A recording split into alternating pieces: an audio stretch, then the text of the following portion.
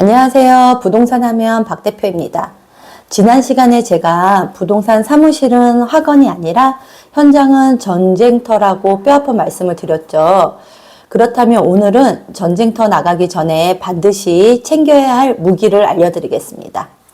오늘 영상은 이제 막 합격한 합격생 또는 초보 공인중개사 분들이 저장해 두시면 좋을 것 같아요. 영상을 보시는 분들 중에 나는 부동산 계약을 한 번도 안 해본 분들 계실까요? 제 생각에는 많이는 아니지만 최소한 한 번은 부동산 계약을 해보셨을 거예요. 그러면 가지고 있는 계약서를 한번 꺼내보세요. 부동산 계약할 때 어떤 사이트가 필요한지는 계약서에 다 있습니다. 그래서 오늘은 제가 10년 동안 매일 아침 출근하자마자 열어보고 계약서 쓰기 전에 눈에 불을 켜고 확인하는 실무 필수 사이트와 비밀 활용법에 대해서 다 공개하겠습니다. 이거 모르면 사고 나니 끝까지 집중해 주세요. 첫 번째는 대법원 인터넷 등기소입니다. 등기부 등본, 즉 등기사항 전부 증명서를 발급 및 열람하는 데 활용을 하고요. 여러분은 계약날 땐 등기부 한 장으로 안심합니까? 큰일 나요, 그러면. 잔금날 아침에 반드시 등기부를 한 번 더 확인하는 습관을 들이세요. 이건 저의 꿀팁인데요. 최근에 전세 사기로 인해 계약과 잔금 당시에만 제공받는 등기부만으로 불안을 느끼는 세입자분들이 계실 수 있잖아요. 이때 저는 임차인 분들에게 등기사항 변동 알림 서비스에 대해 설명을 드려요. 현재 계약한 전셋집에 대해서 혹시 압류, 가압류 등 등기사항에 변동이 되면 즉시 알 수 있으니 임차인분들은 조금 안심할 수 있을 거예요. 게다가 등기사항 변동 알림 서비스는 무료이니 안 할 이유가 없겠죠. 국민은행 앱으로 들어가면 등기사항 변동 알림 서비스를 바로 신청하실 수 있습니다. 두 번째는 신분증 진위 여부 확인입니다. 정부 24에서는 주민등록증 진위 여부를 확인할 수 있고요. 한국도로교통공단에 들어가시면 면허증 진위 여부도 확인이 가능합니다. 이 부분은 예전 영상에서도 다뤘는데요. 계약서 작성 시 필수적으로 지참하는 게 바로 신분증이죠. 계약서 작성 전 필수로 확인해야 되는 게 바로 신분증 진위 여부입니다. 초보 공인중개사 분들은 신분증 진위 여부를 확인하는 습관을 꼭 들여서 계약서 작성 전 신분증 진위 여부를 확인하고 계약서를 진행하시면 됩니다. 세 번째는 공적점포의 끝판왕 정부 24입니다. 건축물 대장, 토지 대장, 그리고 지적도 발급이 가능한데요. 여러분은 아파트만 하실 건 아니죠. 상가나 빌라를 하시는 분들, 건축물 대장 우측 상단에 노란색으로 위반 건축물 도장이 찍혀 있는지를 반드시 확인을 하세요. 이거 모르고 중개했다가는 분쟁으로 바로 갑니다. 예전에 아는 대표님께서 공동중개로 위반 건축물을 중개하고 소송에 휘말린 적이 있었는데요. 매수인이 위반 건축물인지를 인지하고 계약을 했지만 문제는 이행강제금이 매수인이 생각보다 많이 나왔고 위반 건축물에 대한 내용을 중개 확인 설명서에 기재 안 한 것을 꼬투리 잡아서 소송을 했다고 하더라고요. 또한 건축물 대장, 일반 부분, 전유 부분 둘 다 확인해서 대장상의 면적과 실제 사용 면적이 다른지 확인하는 법도 다 여기서 시작됩니다. 초보 공인중개사 분들 또는 이제 막 중개업을 시작하시려는 분들이 계약서를 어떻게 써야지, 특약을 어떻게 써야지 걱정하시는 분들이 많은데요. 실제 현장에서 가장 중요한 건 계약서도 물론 중요하지만 중개 대상물 확인 설명서를 잘 작성해야 합니다. 오늘 영상에서 말씀드리는 대부분의 사이트가 바로 중개 대상물 확인 설명서를 잘 쓰기 위해 필요한 사이트라고 이해하시면 되실 거예요. 중개 실무에서 정부 24 사이트는 정말 유용한 내용이 많아요. 특히 임대차 계약 시 국세, 지방세 완납 증명서를 지참해야 하는데 계약서 작성 때 임대인이 준비해오지 않으면 초보 공인중개사들은 당황하실 수 있어요. 그리고 임차인 분들도 불안해하실 수 있고요. 그럴 때 정부 24에서 간편 인증으로 현장에서 바로 출력이 가능하니 걱정 않으셔도 됩니다. 네 번째, 토지 이용 계획 확인서 확인 가능한 사이트는 토지이음과 부동산 종합정보입니다. 합격생 여러분, 공인중개사 시험 준비할 때 가장 어려웠던 과목이 어떤 게 있으세요?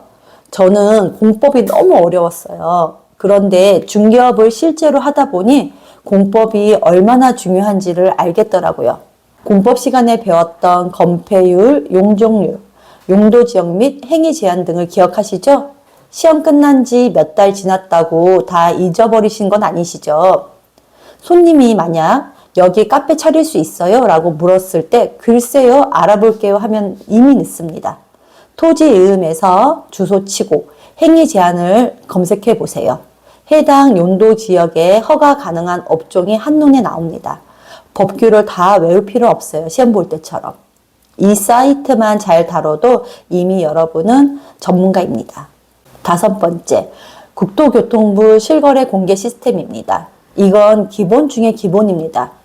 고객이 이렇게 묻습니다. 이 집은 얼마에 거래됐어요? 그때 대충 그 정도요? 라고 하는 게 아니라 정확한 숫자를 말해야 합니다. 요즘 고객분들은 관심 있는 단지 또는 본인이 거주하고 있는 곳의 실거래가에 얼마나 예민한지 모릅니다. 그런데 중개사가 실거래 여부도 확인 안 하고 깜깜이라면 이건 문제가 있는 거겠죠. 네이버 부동산 호가만 믿지 마세요. 손님들은 싼 매물을 원하고 주인들은 비싸게 팔고 싶어 하죠. 그 간극을 줄이는 게 중개사의 능력입니다. 여기서 최근 6개월 실거래 데이터를 엑셀로 뽑아보세요. 여기서 중요한 건 숫자를 읽는 능력이에요. 가격이 오르고 있는지, 조정 중인지, 아니면 거래량이 줄었는지 매일매일 확인해야 고객에게 자신있게 브리핑할 수 있습니다. 국토부 실거래가와 함께 보면 좋은 사이트는 KB부동산과 한국부동산원 사이트입니다. 고객은 실거래가만 보지 않습니다. 요즘 부동산 분위기가 어떤지 궁금해합니다. 전세가율 및 매매 지수 흐름 등을 체크하는 게 중요합니다. 6번째, 법 개정을 확인할 수 있는 사이트입니다. 한국공인중개사협회 및 법제처 국가법령정보센터입니다. 막상 실무를 하다 보면 법이 바뀌는 부분들을 놓칠 수가 있어요.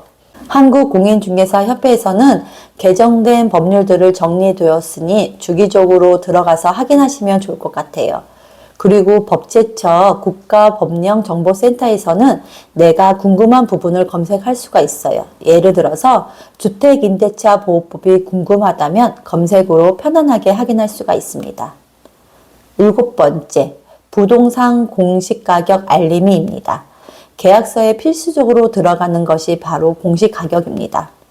공시가격을 기준으로 재산세, 종합부동산세, 건강보험료 등 세금이 부과되니 매수인에게는 중요한 부분입니다. 공시가격은 세금의 기준이 되기도 하지만 전세 리스크를 판단하는 데 기준이 되기도 합니다. 특히 빌라 전세는 공시가격 대비 보증금 비율을 반드시 확인해야 합니다. 8번째, 네이버 부동산. 고객들이 집을 구한다고 가정할 때 어떤 사이트를 볼까요? 요즘 많은 사이트들이 생겼지만 압도적으로 네이버 부동산을 가장 많이 봅니다. 저는 매일 아침 출근하면 네이버 부동산을 바로 체크합니다. 제가 중개하는 지역의 모든 단지를 한번 보는데요. 해당 단지 매물수 중감 여부, 가격 변동 여부, 신규 물건이 있는지 등등을 체크합니다. 네이버 부동산은 중개업을 하는데 하루에 몇 번씩 확인해야 하는 사이트입니다. 중개업을 하지 않더라도 앞으로 소공이든 개공이든 중개업을 하려면 네이버 부동산을 보면서 그 지역의 매물수 등 호가 변동 등을 확인하는 습관을 들이는 게 중요합니다. 9번째, 로드뷰, 거리 측정, 지적 편집도 활용이 가능한 카카오맵 및 네이버 지도입니다. 네이버 지도는 단순히 길 찾는 용도가 아닙니다. 직접 편집도 기능을 켜보세요. 내가 중개할 매물이 상업지역인지 주거지역인지 색깔로 바로 보입니다. 그리고 로드뷰로 과거 사진을 보세요. 이 건물이 언제 리모델링 되었는지 예전에 어떤 업종이었는지 파악해서 손님에게 설명해주면 이 중개사님 진짜 꼼꼼하다 라는 말을 들을 수 있습니다. 또한 중개 대상물 확인 설명서에 입지 조건을 기재하는 곳이 있습니다. 가까운 전철역이 도보로 얼마나 걸리는지 또는 초, 중, 고등학교가 도보로 얼마나 걸리는지를 네이버 지도에서 확인해서 기재하면 됩니다. 여러분, 오늘 알려드린 사이트들 지금 바로 즐겨찾기 폴더 하나를 만들어서 다 넣어두세요.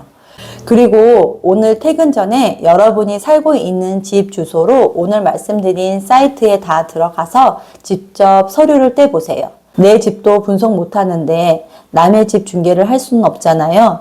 부동산은 아는 만큼 보이고 아는 만큼 돈을 법니다. 중요한 건 사이트가 아니라 습관입니다. 매일 보는 사람이 결국 실력이 됩니다.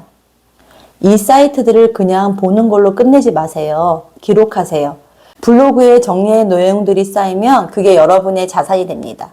합격생과 초보 공인중개사 여러분이 현장에서 전문가로 대접받는 그날까지 저 박 대표가 계속 돕겠습니다. 마지막으로 한 말씀 드리겠습니다. 중개업은 정보 싸움입니다. 원하는 정보를 빨리 찾고 정확하게 해석하고 쉽게 설명하는 사람, 그 사람이 살아남습니다. 오늘 영상이 도움이 되셨다면 구독과 좋아요 눌러주시고요. 지금까지 부동산 하면 박 대표였습니다. 감사합니다.